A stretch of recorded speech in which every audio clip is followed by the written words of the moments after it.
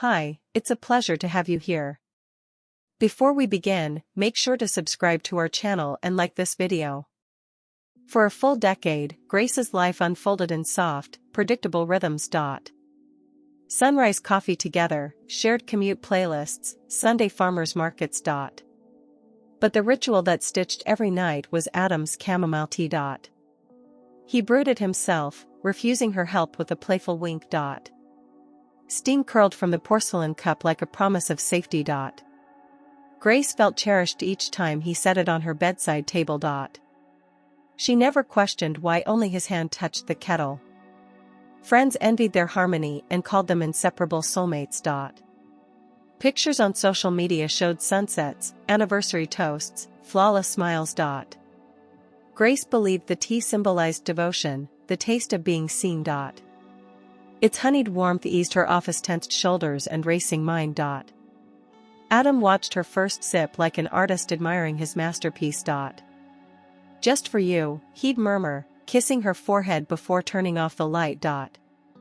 Those words became a lullaby she never thought to doubt.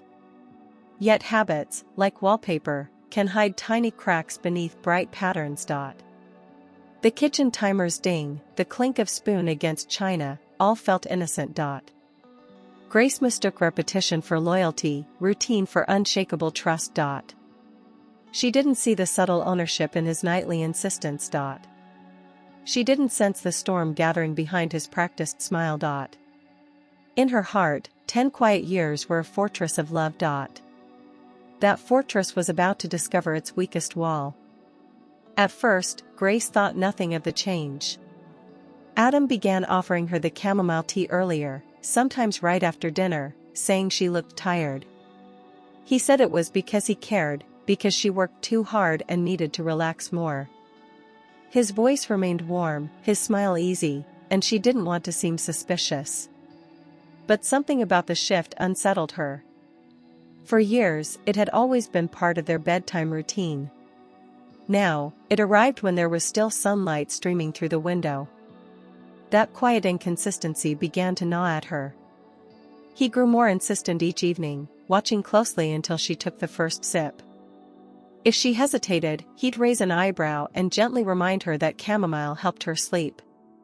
Once or twice, she even noticed him standing in the hallway, waiting for her to finish the cup before turning off the lights. It didn't feel like a gesture of love anymore, it felt like a test. She started pretending to be extra tired to avoid conversation. The comfort that once came with the tea began to curdle. It no longer soothed her, it made her stomach twist. Something had changed, and she felt it in her bones. One evening, she came home to find the tea already sitting on the counter, still warm. Adam greeted her with a kiss and said, "I thought I'd help you wind down sooner tonight." Grace forced a smile and picked up the cup, but her hands trembled. He never used to prepare it before she was even home. That detail struck her hard, like a bell ringing out of rhythm. Her instinct sharpened. From that moment on, she started watching him carefully, every movement, every word. What once felt like devotion now felt like control wrapped in kindness. And she was done ignoring it. The storm outside drummed against the roof like war drums. Grace padded barefoot into the kitchen, hunting a spoon for honey. The lights were low, the only glow from under cabinet LEDs. She paused when she saw Adam hunched over her mug, shoulders tense. Between his fingers he held a gel capsule, it seemed pried open. A snowfall of white powder slipped into the steaming tea. Her breath caught, loud in that small, tile-walled space. Adam jerked upright, eyes flaring like a cornered fox. For one heartbeat neither spoke, only rain hammered the windows. Then his mouth twisted into a too bright grin she'd never seen before. "Extra sugar," he chuckled, tapping the mug with a fingernail. The joke landed flat, heavy as wet ash. Grace forced a polite laugh, masking the throb of fear in her throat. Goosebumps rippled down her arms despite the kitchen's warmth.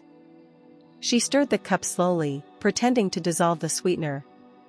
Inside, her mind raced through every medical drama she'd ever watched. Sleep medication could slow breathing, drop blood pressure, steal memory.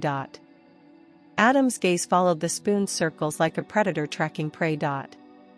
She set the mug down, claiming she needed the bathroom first. As she turned away, his shoulders relaxed, convinced she'd swallowed trust. In that moment Grace understood, the tea was no longer love, it was a loaded gun. Adam's grin stretched so wide it looked painted on with panic. His eyes flicked to her hand, checking whether she still held the mug. Grace's scalp tingled as every instinct screamed she'd crossed an invisible line. Outside, thunder rolled like a verdict, rattling the window above the sink. She forced her lips into a shaky smile, mirroring his false calm. The sweet, herbal scent rising from the cup suddenly smelled like a trap. Her fingers tightened around the spoon the way a child grips a nightlight.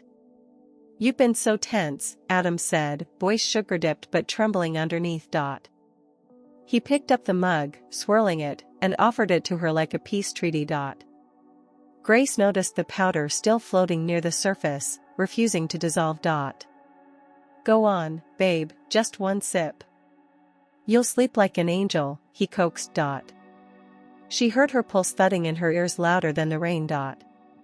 For the first time, she sensed the command hidden inside his tenderness. A chill slithered down her spine, colder than the tile beneath her feet. She lifted the cup halfway and let the steam fog her glasses, buying seconds. "I'll take it upstairs," she said, injecting gratitude into every syllable. Adam exhaled, relief softening his shoulders as he stepped aside. Grace turned, and in that spin she tucked the spoon into her sleeve, insurance. She walked slowly toward the bedroom, feeling his stare burn between her shoulder blades. At the top of the stairs she paused, listening until his footsteps drifted toward the den. Then she veered into the guest bathroom, heart hammering, ready to dump the poison where it belonged. Grace dumped the tea into the sink, watching the liquid swirl like venom down the drain. She rinsed the mug until no trace remained, then slipped into the study with her laptop. Lightning flashed through the curtains, painting the walls in frantic white stripes. Her fingers shook, but she typed the capsule's imprint and color into a medical database. Results flooded the screen, brand names she'd seen in TV commercials, warnings in red. All referenced a powerful hypnotic prescribed for severe insomnia, never to be mixed with alcohol. Most chilling was the phrase, rapid onset within 15 minutes, risk of respiratory depression. Reading side effects, she felt phantom weight press on her chest, remembering recent foggy mornings.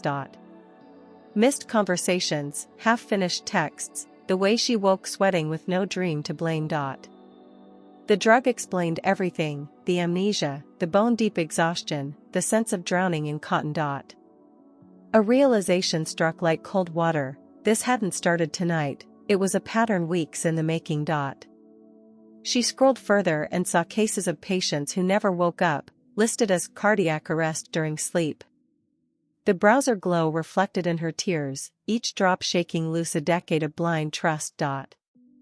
Outside, thunder applauded the moment she truly understood her life was in engineered danger. Grace closed the laptop and inhaled until her lungs burned, forcing clarity into her spinning thoughts. She wiped her cheeks, steeled her jaw, and promised herself she would not be another cautionary blog post. First, she needed evidence, suspicion alone would crumble under Adam's practiced charm. Second, she needed strength, no more sipping anything she hadn't brewed with her own hands. Third, she needed time, which meant acting tomorrow as though nothing had happened tonight. Her reflection in the dark window looked like a stranger, eyes sharp with a survivor's ferocity.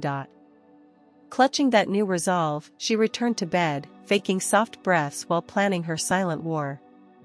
Evening settled in with a purple sky and a smell of rain-soaked asphalt. Grace sat at the breakfast bar when Adam appeared, tea tray balanced like a ritual offering. He joked about an extra strong brew to wipe out her work stress, she laughed on cue. The cup felt heavier than porcelain as she wrapped both hands around the warmth. She watched him out of the corner of her eye, noting how he lingered, waiting. Her pulse drummed a steady rhythm of resolve beneath her calm expression. When he finally turned toward the living room, she excused herself to freshen up. In the bathroom, she locked the door softly, the click loud in her ears. Steam fogged the mirror while she tilted the mug and let the liquid cascade into the sink. The tea's golden color slid away, leaving only a sweet floral scent and white residue. She scrubbed the cup, scalding water scorching her knuckles, but she didn't flinch. With a paper towel she polished the porcelain until it looked untouched. She rehearsed her breathing, 7 slow counts in, 7 slow counts out. Checking her reflection, she forced a casual smile, stage makeup for the next act. Grace strolled back to the couch, cup cradled like proof of obedience. Adam glanced up from the television, eyes flicking to the rim for confirmation. She sank into the cushions, letting her eyelids droop just enough to sell the lie. 5 excruciating minutes passed while the apartment hummed with false peace. A commercial break masked the faint buzz of his phone vibrating on the coffee table. He muted the volume, slipped into the hallway, and answered in a whisper of promises. Grace lay motionless, counting heartbeats, every second cementing her resolve to survive. The house settled into a hush thick enough to taste. Grace kept her breathing slow, eyelids barely parted. From the hallway came Adam's footsteps, careful, almost tiptoed. His phone screen lit his face ghost blue in the darkness. He answered on the first ring, voice suddenly honey-warm. "I love you, baby," he murmured, words slicing the silence. "I'm on my way over, 15 minutes tops." Each syllable stabbed deeper than the pill ever could. Grace counted ceiling cracks to steady the vertigo of betrayal. She caught the faint giggle of a woman drifting through the speaker. Adam promised he had handled the sleepy wife, laughter low and smug. Blood hammered in Grace's ears, but she still lay limp, convincing. The air smelled of chamomile and lightning, a storm inside and out. She memorized every word, filing them like bullets for later. The call ended with a kiss noise and a hushed soon. Keys jingled, drawers slid as he grabbed overnight essentials. He left the bedroom lights off, didn't want her to stir. Front door opened, rain gusted, then the latch clicked shut. Only then did Grace sit upright, lungs burning with withheld screams. Betrayal transformed to purpose, survival shifted into strategy. Tonight, she vowed, was the last time she played dead. The slam of the door reverberated through the townhouse like a gunshot. Grace stared into the dim hallway, heart pounding against her ribs. The humid hush after the storm felt suddenly colder than ice. Adam's confession still rang in her ears, cruel and undeniable. 10 years of apparent devotion shattered in one whispered phone call. She pressed trembling fingers to her lips, stifling a cry of rage. The silence that followed weighed heavier than any argument. She paced the living room barefoot, every step carving a groove in the rug. Photos of vacations and anniversaries mocked her from the mantel. Questions swarmed her mind: how long, how many lies, why the pills? Yet beneath the ache, a steel thread of determination began to form. She opened a notebook and documented the time he left and what she heard. Evidence, she told herself, would be her armor in the battles ahead. By the time the clock struck midnight, anger had crystallized into resolve. Exhaustion tugged at her eyelids, but she refused to sleep. Instead, she brewed black coffee, her own hands trustworthy and steady. She changed the locks on her phone with new passcodes Adam didn't know. Then she hid a spare voice recorder beneath the couch cushions for tomorrow. Dawn edged through the blinds, painting the room in fragile gold. Grace stood at the window, watching early commuters splash through puddles. She whispered to her reflection, "You will not be a victim ever again." Grace sat on the edge of the bed, fists balled in the sheets. The room smelled of damp cotton and betrayal. Rain tapped the window like relentless questions she couldn't answer. Images of first dates, wooden vows, and honeymoon laughter crashed into one another. Each remembered kiss now felt like a counterfeit coin in her palm. She cycled through them anyway, a painful slideshow she couldn't pause. By the 10th memory her tears had dried, replaced by a raw, electric rage. Midnight bled into 1 a.m., then 2, but her mind refused to shut down. She recalled every night she drank that tea, wondering which had been her first trap. The possibility that he'd watched her sleep, checking for a pulse, nauseated her. Flashbacks of their anniversary in Tuscany warped into scenes of manipulation. She realized how often Adam had steered their life with subtle suggestions. Control disguised as kindness, routine forged into invisible chains. A shiver ran through her even under the quilt, a physical echo of that recognition. Near dawn, silence thickened until the house seemed to listen with her. She rose, wiped her swollen eyes, and opened the laptop again. A blank document glowed, waiting to become her battle map. She listed passwords to change, cameras to install, allies to call. Each bullet point steadied her breathing, replacing chaos with purpose. Outside, the sky shifted from slate to pewter, a new day, fragile yet undeniable. Grace whispered to the gray light, "I will rewrite this story, starting now." The moment the key turned in the front door, Grace was already at the stove. She cracked eggs into a pan with the same hands that had clenched in fury hours earlier. Adam walked in with rain-soaked shoes and a cheery "morning, babe," pretending nothing was off. Grace didn't flinch, didn't ask where he'd been, she simply handed him coffee. Inside, her heart roared like fire, but on the outside she played her part. The smell of toast filled the kitchen, masking the bitterness in the air. She smiled faintly, eyes heavy, voice even softer than usual, perfectly believable. Adam sat at the table, scrolling on his phone like a man with nothing to hide. Grace watched him from behind her mug, studying his body language like a foreign language. He asked about her sleep, and she said, "I was out like a light, without blinking." Her performance was flawless, she even thanked him for the tea. She made sure to kiss his cheek before he left for work, a final touch of illusion. As soon as the door closed behind him, she leaned against the counter, shaking. The charade had begun, and now she had to make it count. Grace spent the day mapping out every step of her plan. She ordered a small spy camera online and paid for expedited shipping. She backed up her phone and created a hidden cloud folder titled "Just in Case." She wrote down every detail from the night before, timestamped to the minute. Then she practiced her smile in the mirror, adjusting it until it looked real. That night, when Adam walked through the door with another cup of tea, Grace took it in her hands like it was a gift, not a test. Each night, Grace accepted the tea with the same practiced smile. She waited until Adam turned away or stepped into another room. Then, quietly and methodically, she poured the liquid down the guest bathroom sink. The smell of chamomile began to disgust her, it now meant betrayal, not comfort. She rinsed the mug, dried it carefully, and returned with sleepy eyes.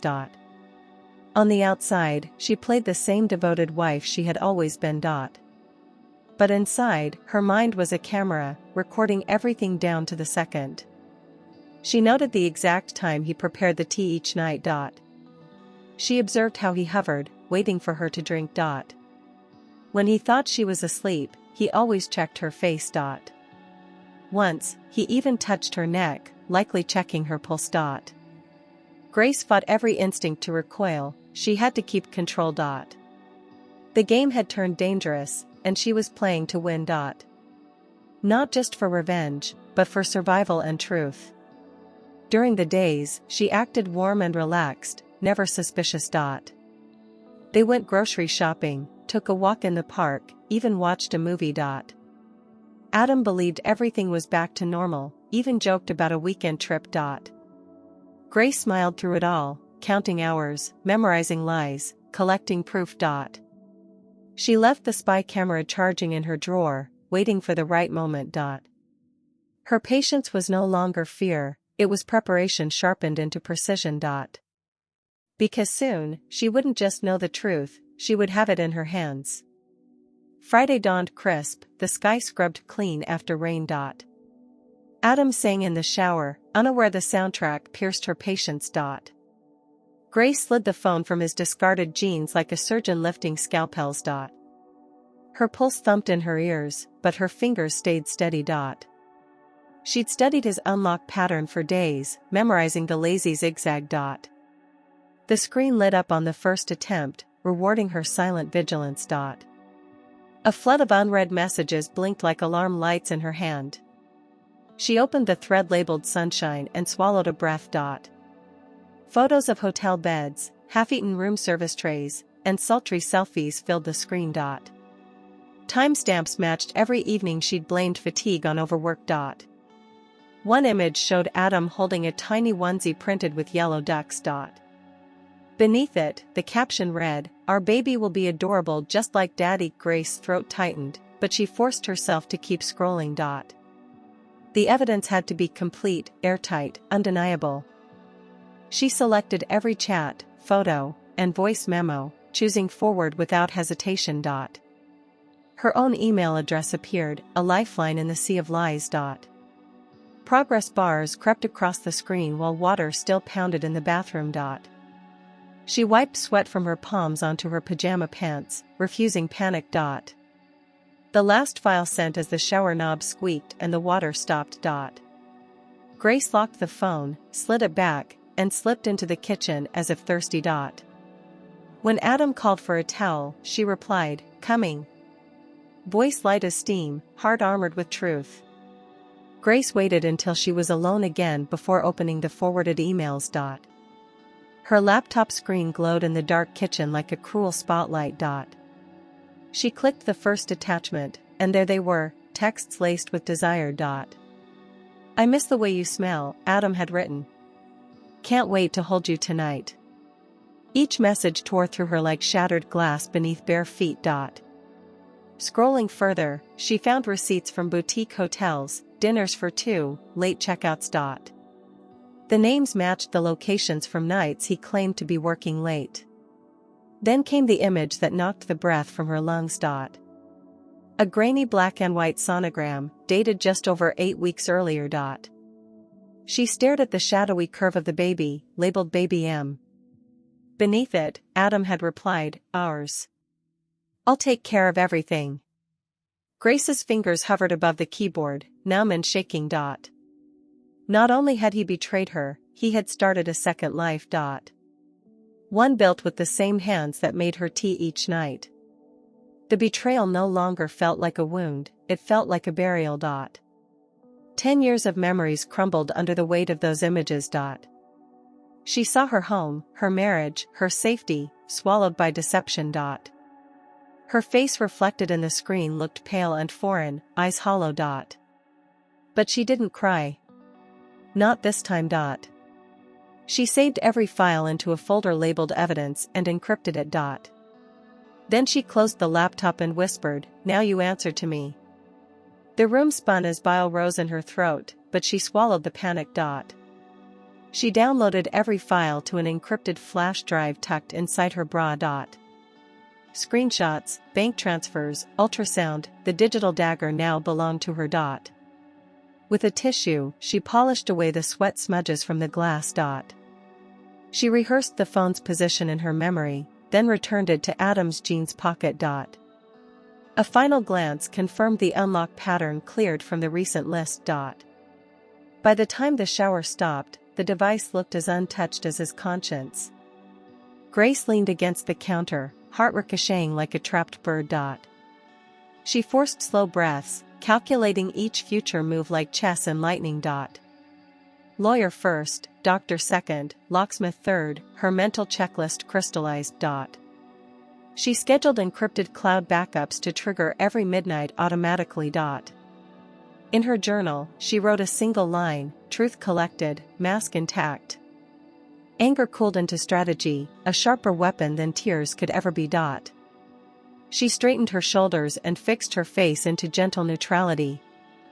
Adam emerged in fresh clothes, hair damp, and thanked her for the towel. She smiled, asking if he wanted pancakes, her voice silk over steel. While whisking batter, she positioned the new voice recorder under a fruit bowl. His casual humming turned into small talk about weekend plans with colleagues. Grace answered softly, noting every lie for the growing ledger in her mind. When he kissed her forehead goodbye, she didn't flinch. Actors never break character. The door closed, and she exhaled into the quiet, the hunt officially underway. Evening shadows stretched across the dining room when Grace called Adam downstairs. The printer had hummed all afternoon, spitting proof onto crisp white paper. She stacked the pages neatly, heavyweight enough to feel like judgment in her palm. Adam entered whistling, but his tune faltered when he saw her steady gaze. "Sit," she said, her voice neither loud nor soft, just unbreakable. She slid the packet across the table. Colored photos and time-stamped chats stared back at him. "These are your words," she added, "and they have ended our marriage." Adam's eyes darted over the evidence, cheeks straining to chalk. He sputtered that it was out of context, grabbing for a page as if it could vanish. Grace stayed silent, letting each incriminating line echo in the room between them. When he reached the sonogram printout, his hand trembled so hard the paper rattled. She pushed a manila envelope forward, divorce papers already signed on her side. "I will not drink your poison, and I will not swallow your lies," she said. The clock ticked louder than his heartbeat as he realized negotiations were over. Rage lit his eyes, but logic caged it. Too much was documented, too much to deny. He muttered a curse, then lunged for affection, insisting the affair meant nothing. Grace stepped back, crossing her arms, the distance a verdict. Finally, Adam slammed his fist on the table, the pages fluttering like wounded birds. He snatched his keys and stormed out, door slamming so hard the windows shuddered. Grace exhaled, shoulders slumping, but relief seeped in like dawn through curtains. Alone with the scattered proof, she whispered to the quiet house, phase 1 complete. Adam returned later that night, swagger replaced by forced calm. He flipped through the printed pages, scoffing that they were Photoshop tricks. "Anyone could fake a text thread," he muttered, voice wobbling around the lie.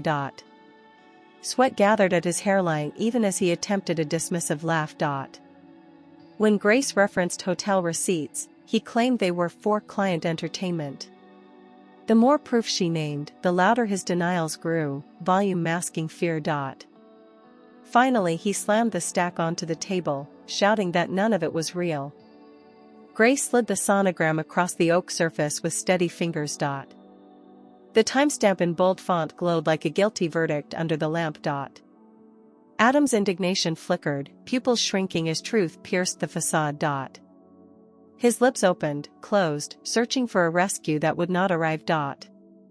"She said she lost it," he whispered, the bravado leaking out in drops. Grace kept silent, letting the quiet weigh heavier than any accusation. The clock's second hand seemed to tick directly against his racing pulse. Rage replaced panic. He swept his arm across the table, paper scattering like confetti. A framed wedding photo crashed to the floor, glass splintering between their shoes. He called her vindictive, claimed she was ruining both their lives for drama. Grace stepped back, dialing her lawyer with one thumb while holding eye contact. Adam grabbed his coat, ranting about unfair courts and women who weaponize feelings. The front door slammed again, but this time she felt the house inhale freedom. She gathered the documents carefully, sealing them inside a folder marked truth. The courthouse lobby smelled of old wood polish and tension.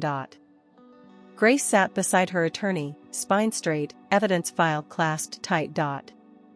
Doors swung open, and Adam entered like a celebrity on premiere night. His suit was crisp, grin wider than the marble staircase behind him.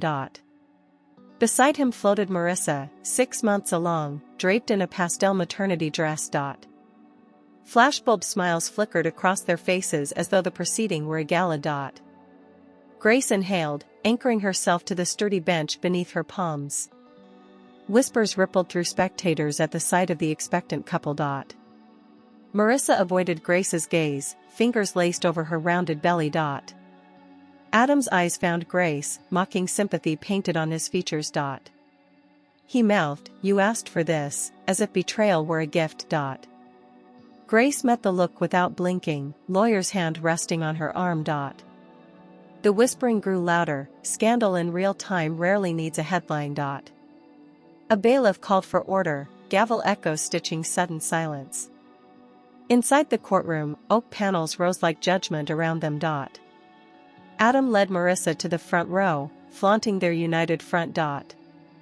Grace walked to counsel table, shoulders squared, steps measured and calm.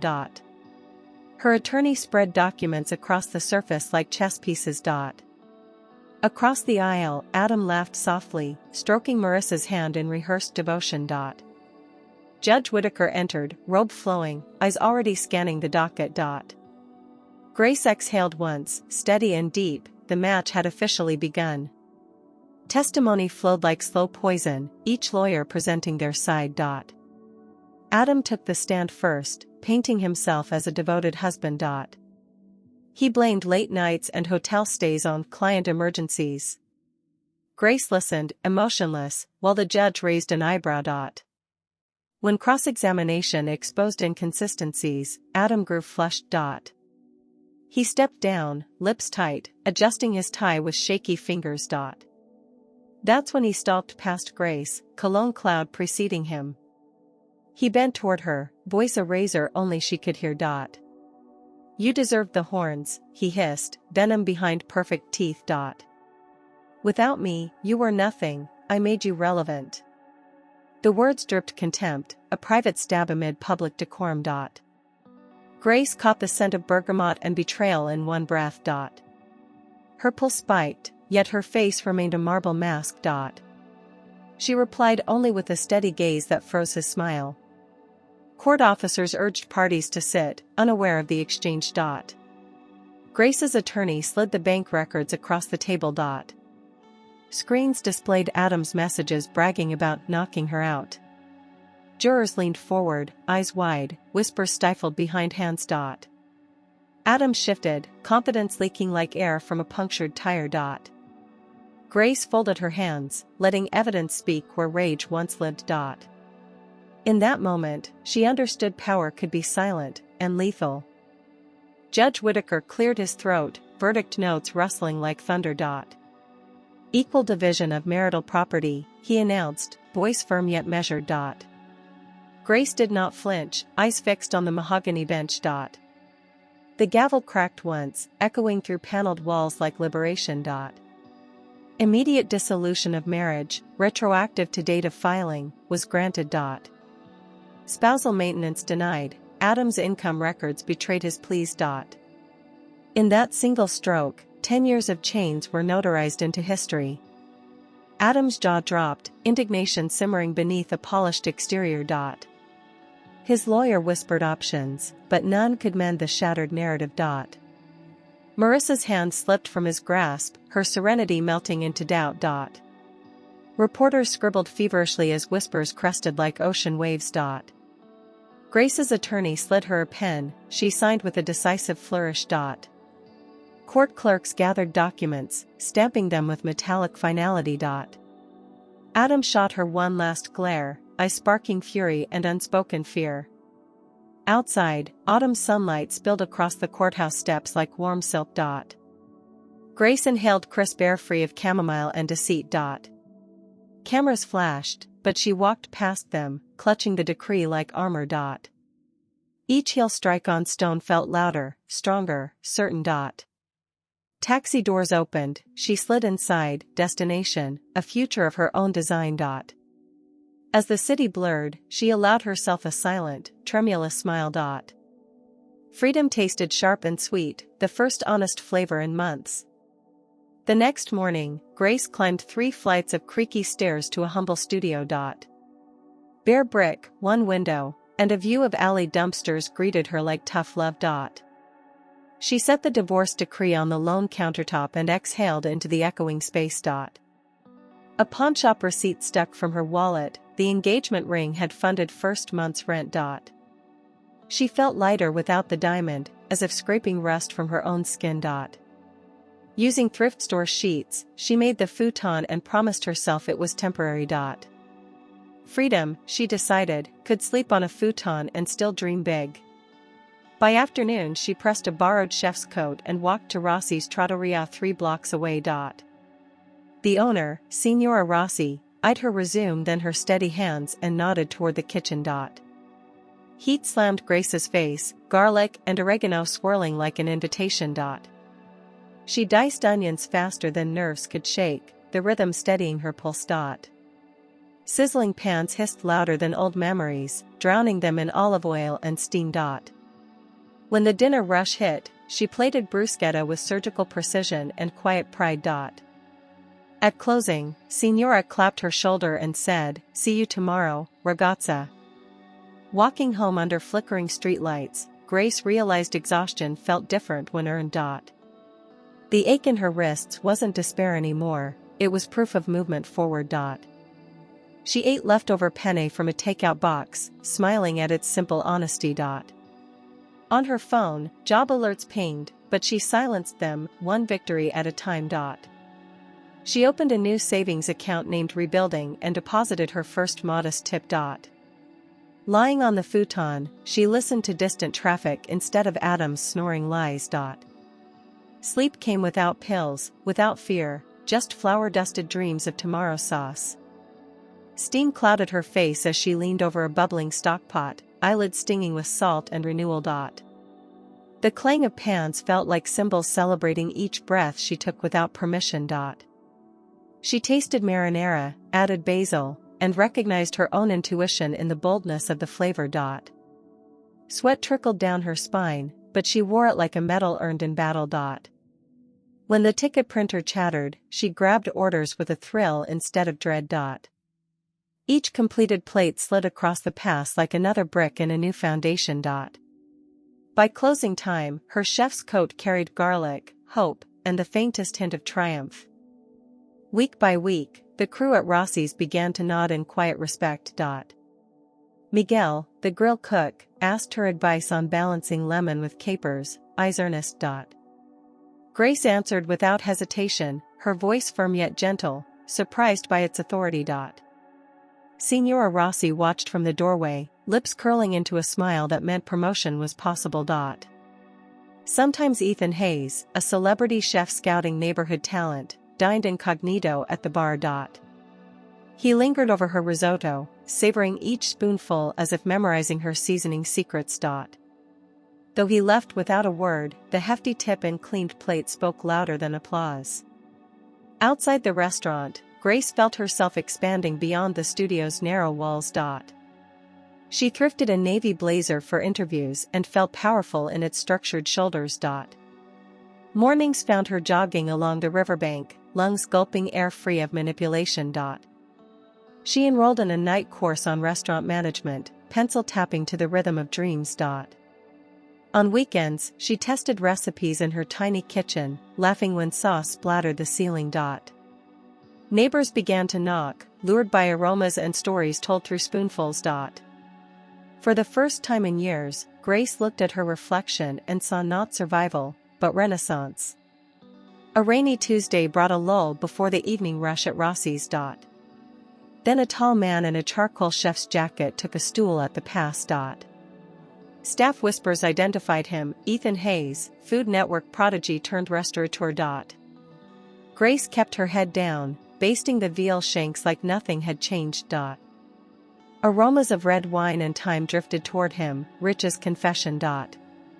He watched her movements, eyes narrowing with professional curiosity. When the plate reached him, silence fell over pans still sizzling. Ethan tasted the reduction, closed his eyes, and exhaled as if granted absolution. Who taught you to coax this depth from bones and patience? He asked. Sweat pricked Grace's temples, but her voice was steady. Heartbreak, she said, wiping the rim of the plate with a clean cloth. The single word cracked open the room, half laughter, half stunned respect. Ethan's eyebrows lifted, smile curling like steam off the sauce. Heartbreak knows good stock, he replied, extending his card between two fingers. After service, they sat on milk crates by the back door, city lights puddling on wet pavement. He spoke of pop-up dinners, mentorships, and kitchens that honored grit over pedigree. Grace listened, the card warm in her apron pocket like a pilot light. For the first time, future plans tasted less like survival and more like ambition. They parted with a handshake that lingered an extra heartbeat, neither willing to rush. Inside, Signora Rossi winked, already sensing destiny's new recipe. Grace closed the walk-in fridge, feeling a door somewhere else swing open. Ethan returned the following Friday with rolled-up sleeves and a notebook. He stationed himself beside Grace, observing her knife work like a masterclass. Between ticket fires, he corrected her grip on a sauté pan with gentle precision. They debated the merits of roasted garlic versus raw and pesto, sparks purely culinary. Signora Rossi, amused, allowed the kitchen to run as a two-chef duet. By closing, Grace's notebook brimmed with scribbled ratios and signature tricks. She felt knowledge bloom where grief had once taken root. Lessons continued after hours, the Trattoria's lights dimmed to a golden hush. They tested sauces in silence broken only by spoons tapping enamel bowls. When exhaustion set in, Ethan walked her home beneath buzzing street lamps. Rain sometimes drizzled, but he held a shared umbrella like a quiet promise. Conversation drifted from Michelin gossip to childhood flavors and hidden fears. Grace found herself laughing at midnight for the first time in years. The city, once cold, now smelled of fresh bread and possibility. One evening, a misfired pepper grinder burst, coating them both in aromatic dust. Their startled laughter echoed off stainless steel, dissolving any last formality. Ethan brushed a flake from her cheek, fingers lingering an electric second. Grace's pulse fluttered, yet she didn't pull away, trust had found new soil. They plated the rescued dish side by side, shoulders bumping in easy rhythm. Before leaving, Ethan asked softly, "Same time tomorrow?" and her nod was instant. Somewhere between time sprigs and shared secrets, mentorship had begun tasting like something braver, hope. Cast iron skillets became their orchestra, sizzling arias that only they understood. Ethan scribbled tasting notes on flour-smudged index cards, sliding them to Grace like secret valentines. She answered with sketches of menu pairings, arrows looping from entree to dessert in confident strokes.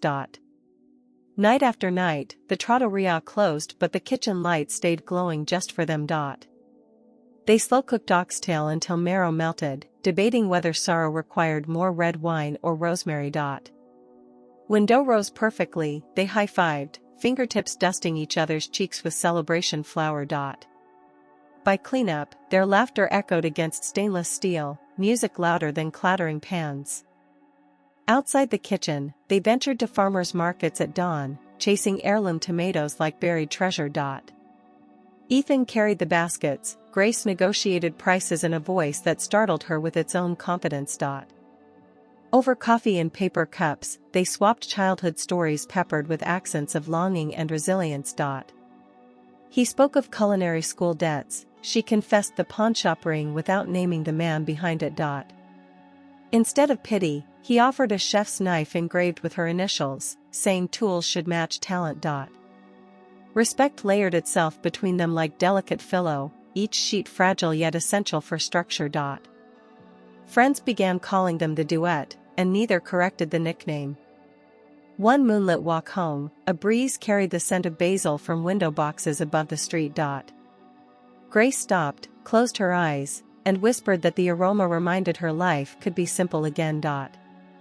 Ethan took her hand, warmth steady, waiting for permission rather than claiming territory. Under the flicker of a faulty street lamp, she stood on tiptoe and kissed him, tasting salt and promise. Traffic hummed, rain threatened, but the moment stretched wide enough to shelter them both. Breaking apart, they grinned like conspirators who'd just stolen back something priceless. Love, seasoned with mutual respect, had moved from simmer to gentle, undeniable boil. They signed the lease on a sunlit corner space once haunted by a failed steakhouse. Grace envisioned open shelving and pots hanging like copper constellations overhead. Ethan wooed investors with spreadsheets laced with his trademark grin and Michelin dreams. Contractors gutted drywall while she handwrote menus, the ink smelling faintly of lavender. They chose the name second course to honor second chances served hot, not cold.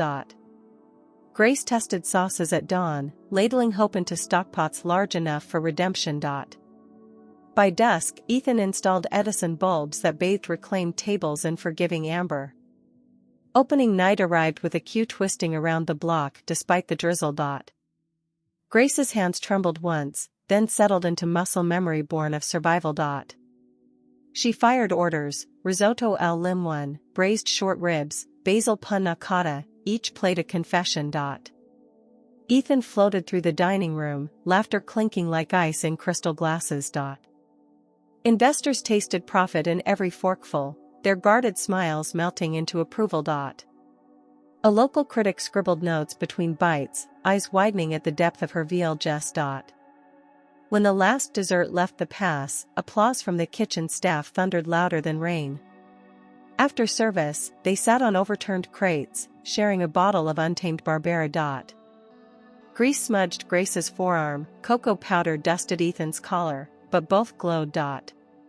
She gazed across the empty room and saw more than tables, she saw reclaimed identity. Ethan raised his glass, toasting resilience, and called her the soul of their little galaxy. Tears pricked her eyes, not from onions, but from the taste of belonging. Outside, the neon sign flickered open late, echoing her heart's newfound brightness. Second course wasn't just a restaurant, it was the page where her story turned sweet. Thursday's paper hit newsstands with a headline that shimmered like confetti: second course delivers first-rate redemption on a plate. The critic compared Grace's lemon-kissed risotto to sunrise captured in rice and praised Ethan's front-of-house warmth as hospitality reborn. By noon, the phone rang nonstop, voicemail overflowing with birthday dinners, anniversary plans, and hopeful first dates.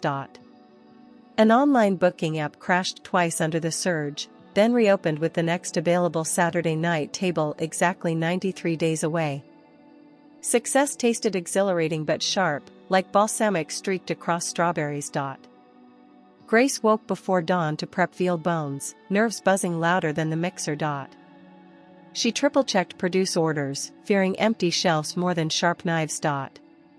Ethan steadied her with a wink, reminding her they'd outrun worse storms. Staff energy spiked, line cooks hummed pop ballads while polishing sauté pans. At service, ticket rails overflowed, yet every dish left the pass pristine, steam rising like applause they could almost touch. After the final check closed, Grace collapsed into a booth, apron flecked with time. She scrolled the review again, disbelief morphing into a grin she couldn't hide. Ethan slid beside her, presenting a single cannoli drizzled in dark chocolate, their unofficial victory cigar. They shared bites, laughter dissolving exhaustion. Outside, patrons still snapped selfies beneath the neon sign, promising return visits. Grace watched them and felt the universe click into place, one reservation at a time. Her life, once measured in poisoned teacups, now filled by reservation books and hope. Pink slips arrived on a gray Monday, stacked like funeral programs on HR's desk. Adam's name flashed in bold, no handshake, just a severance pamphlet and hollow apologies. He walked to the parking lot clutching a cardboard box of half-used pens and false bravado. The rain that started felt personal, soaking his tailored suit and optimism in equal measure. He texted Marissa that everything was fine, just a temporary corporate shuffle, adding a smile emoji. But the lease on their upscale condo didn't read emojis, it demanded numbers with commas. By nightfall, Temporary tasted bitter as he opened a cheap beer in silence. Unemployment forms cluttered the coffee table, mixing with prenatal brochures Marissa collected. Credit card statements arrived like relentless drumbeats, APRs swelling larger than the baby bump. He applied for positions beneath his old title, swallowing pride alongside lukewarm instant noodles. Interview suits lost their press, panic crept into his cologne, turning confidence sour. Marissa's laughter dwindled, she started visiting friends for brunches that lasted until dusk. Each slammed door echoed the reality that charm doesn't extend credit lines. Adam scrolled social media at 3 a.m., liking strangers' successes to mask his own decline. A final blow landed when the condo board posted overdue notices in red ink. The car, once a badge of status, was repossessed at dawn, engine coughing like a goodbye. Neighborhood whispers spread quicker than foreclosure flyers tucked under their door. Marissa confronted him, eyes sharp, demanding solutions he no longer possessed. He raged, begged, then wept, but desperation smelled unattractive. She packed by sunset. Her rideshare taillights vanished while he stood barefoot on cold marble, holding in used baby shoes. Alone, Adam stared at his reflection in rain-streaked glass, realizing the real downsizing was his life. Marissa met Gregory laying at a charity brunch, his cufflinks gleaming like safe harbors. Gregory praised her glow, promised nursery walls the color of sunrise in a penthouse view. Within a week, her texts to Adam shifted from "we'll manage" to "we need stability." Adam offered overdue bills and a stack of rejection emails, Gregory offered stock options. One rainy Friday, she packed designer dresses and prenatal vitamins into glossy suitcases. She placed the sonogram on the kitchen counter like a receipt returned, love refunded. The elevator doors closed behind her, sealing Adam in a silence thicker than grief. He chased her to the curb, bare feet slapping wet pavement, shouting apologies half drowned by traffic. Marissa slipped into a black town car, window gliding down just enough to say, "This isn't personal, it's survival." Her diamond bracelet flashed as she waved a soft farewell, a shimmer purchased by new promises. The car pulled away, taillights bleeding red into the drizzle like severed arteries of hope. Adam stood trembling, clutching the thin hospital gown she had once planned to wear for delivery. Neighbors watched from balconies, pity mixing with schadenfreude in polite whispers. He staggered back inside, echoing footsteps bouncing off rooms already empty of future. Bills piled like tombstones on the granite countertop, each envelope heavier than the last. He tried selling his watch, then his television, then the condo furniture Marissa chose. Collection calls multiplied, their ringtone a relentless dirge for lost ambition. Nights stretched long, lit only by the glow of liquor bottles and unpaid utilities. Every swallow of cheap whiskey tasted like chamomile laced with his own poison. He scrolled through photos of Marissa's baby shower now reposted under Gregory's last name. In the pixelated smiles, Adam finally saw what he had truly lost, every illusion of success evaporated in flash photography. Weeks blurred into gritty afternoons and liquor-soaked nights. Adam wandered city blocks clutching a plastic bottle of bargain whiskey. Job postings mocked him from cafe windows like unattainable dreams. Rain clung to his coat, mixing with the fumes of self-pity. One evening, neon letters cut through the drizzle, second course. He squinted, stunned to see Executive Chef Grace Turner etched beneath. The glow sliced through the fog of alcohol, waking a dormant shame. Drawn by curiosity and bruised ego, he pressed against the glass facade. Inside, white-clad servers floated while Grace plated saffron risotto with calm authority. Ethan stood beside her, laughter lining the air like soft jazz. Diners leaned forward, enchanted by every gesture of the woman Adam once drugged. Candlelight gilded her expression, focused, free, luminously alive. Adam's own reflection overlapped hers, ragged silhouette against polished success. The contrast hurt more than any courtroom verdict. His throat burned with a cocktail of envy, regret, and cheap spirits. He imagined barging in, demanding apologies the universe no longer owed him. But the doorman's polite stare reminded him of unpaid tabs and hollow threats.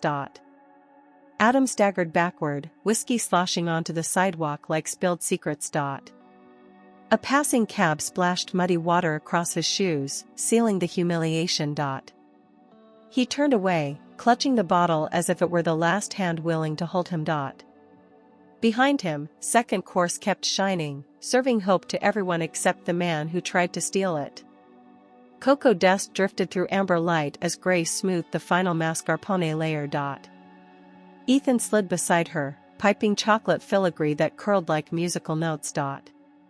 Their elbows brushed, a small, habitual spark that steadied busy hands. Servers hovered, ready to ferry the dessert to a table celebrating 50 years of marriage. Grace added one last raspberry, the color of fresh beginnings, not old wounds. Laughter bubbled from the dining room, blending with clinking glasses and soft piano keys. She inhaled espresso and vanilla, unaware of the storm still pacing beyond the glass. Outside, Adam's silhouette wavered beneath a flickering street lamp, bottle hanging like dead weight. Rain streaked the window, carving rivers between his ragged reflection and her radiant reality. He watched Ethan's arm curve protectively around Grace's waist, a gesture he'd never earned. Jealousy hissed, but even that fire couldn't thaw the ice of his own making. Each joyful cheer from within hit him like a gavel pounding guilty across his ribs. The neon sign glowed brighter, illuminating the price of every decision he'd forged in deceit. With a final swallow, he turned away, footsteps echoing like punctuation on a closed chapter. Back in the kitchen, Grace rang the service bell, clear, confident, alive. She wiped a cocoa smudge from Ethan's cheek. He grinned, eyes warm with quiet pride. In that ordinary, golden moment, she felt the past loosen its grip on her spine. Her heart beat a new rhythm, one that matched the clatter of plates and promise. Freedom, she realized, wasn't loud, it was the calm after a storm well survived. Betrayal had cracked her open, but courage had poured concrete into every fracture. And as the tiramisu left the pass, so did the last ghost of poison tea,